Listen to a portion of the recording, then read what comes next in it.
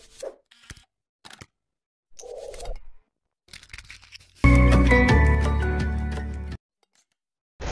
teman-teman, kalian semua pasti pernah kan mendapat tugas untuk membuat laporan hasil teks observasi atau pengamatan. Sebelum kalian menyusun teks laporan hasil observasi, kalian harus menentukan objek yang akan kalian observasikan. Lalu kalian harus menyusun jadwal observasi, melakukan observasi, dan mencatat data hasil observasi. Setelah itu, kamu baru dapat menyusunnya ke dalam sebuah teks. Apakah kalian semua pernah menyusun hasil laporan teks observasi? Jika belum, saya dan teman-teman saya akan membantu kalian untuk memahami lebih jelas tentang hasil laporan observasi. Halo semuanya, sebelum kalian membuat teks laporan hasil observasi, kalian harus mengetahui apa itu laporan teks hasil observasi. Teks observasi adalah sebuah teks yang berisi mengenai pembahasan atau mengenai sebuah penelitian. Teks observasi berisi penjabaran umum atau melaporkan sebuah hasil penelitian.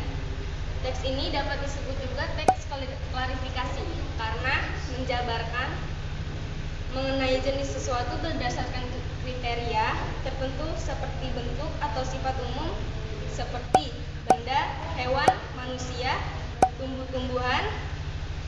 Teks observasi bersifat faktual berdasarkan fakta yang ada.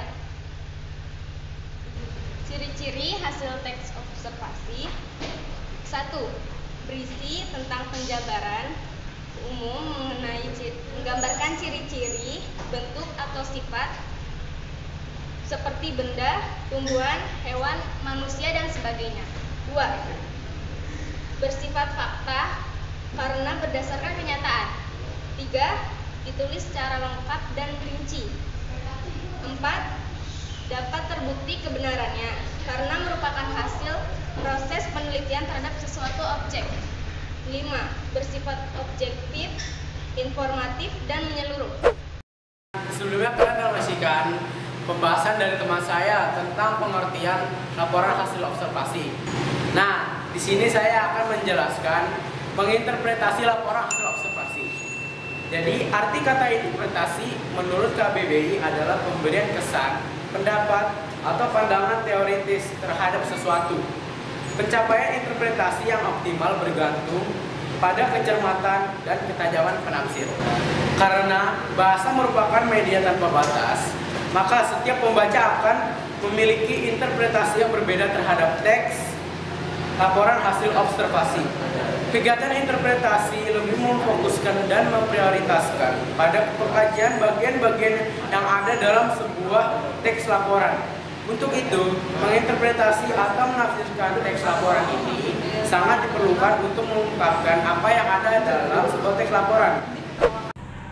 Nah, teman-teman, setelah kalian mendengarkan penjelasan dari teman-teman saya tadi, kita akan lanjut ke materi selanjutnya, yaitu menganalisis kebahasaan teks hasil laporan observasi. Yang pertama adalah frasa. Frasa merupakan gabungan beberapa unsur namun tidak melebihi batas fungsi. Frasa dibagi menjadi dua, yaitu frasa verba atau kata kerja dan nomina kata benda. Nah, di sini contoh identifikasi kata benda dan frasa benda dalam teks. Kata UNESCO, frasanya lembaga yang mengurusi kebudayaan dari PBB. Bagian kedua, afiksasi.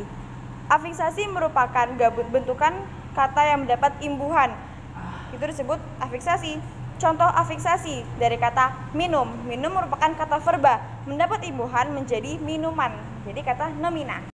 Bagian ketiga, kalimat definisi dan kalimat deskripsi. Kalimat definisi adalah kalimat yang menggunakan verba sebagai deskriptif. Contoh kalimat definisi adalah wayang adalah seni pertunjukan yang telah ditetapkan sebagai warisan budaya asli Indonesia. Bagian keempat, kalimat simpleks dan kompleks. Kalimat simpleks adalah kalimat yang hanya memiliki satu klausa atau bisa disebut kalimat tunggal. Contoh kalimat simpleks adalah ada beragam jenis topeng di museum ini. Ada bisa disebut sebagai predikat, beragam jenis topeng bisa disebut sebagai subjek, dan di museum ini bisa disebut keterangan. Yang kedua adalah kalimat kompleks. Kalimat kompleks adalah kalimat yang memiliki dua atau lebih klausa. Kalimat kompleks dibagi menjadi dua macam. yaitu kalimat kompleks atau majemuk setara dan kalimat kompleks atau majemuk bertingkat. Kalimat majemuk setara memiliki dua klausa yang setara dalam suatu kalimat. Sedangkan kalimat majemuk bertingkat memiliki klausa ganda yang tidak sama atau berada di bawah fungsi utama suatu kalimat. Materi selanjutnya adalah merevisi teks hasil observasi. Kita bisa merevisi hasil observasi dengan cara melihat dari aspek-aspek berikut. Yang pertama, memperbaiki teks hasil observasi dari aspek isi teks. Yang kedua, memperbaiki teks hasil observasi dari aspek kebahasaan. Yang ketiga, memperbaiki teks hasil observasi dari aspek ejaan. Dan materi yang terakhir adalah menyusun teks laporan hasil observasi. Langkah-langkah menyusun teks laporan hasil observasi ada 8. Yang pertama, tentukan tema kegiatan observasi. Yang kedua, tentukan tujuan observasi. Yang ketiga, melakukan proses observasi. Yang keempat, menyusun kriteria aspek yang harus dilaporkan. Yang kelima, membatasi aspek yang harus dilaporkan. Yang keenam, mulai mendeskripsikan unsur-unsur yang dijelaskan sesuai aspeknya. Yang ketujuh, melengkapi teks laporan hasil observasi dengan data dan gambar. Dan yang terakhir adalah membuat simpulan hasil observasi.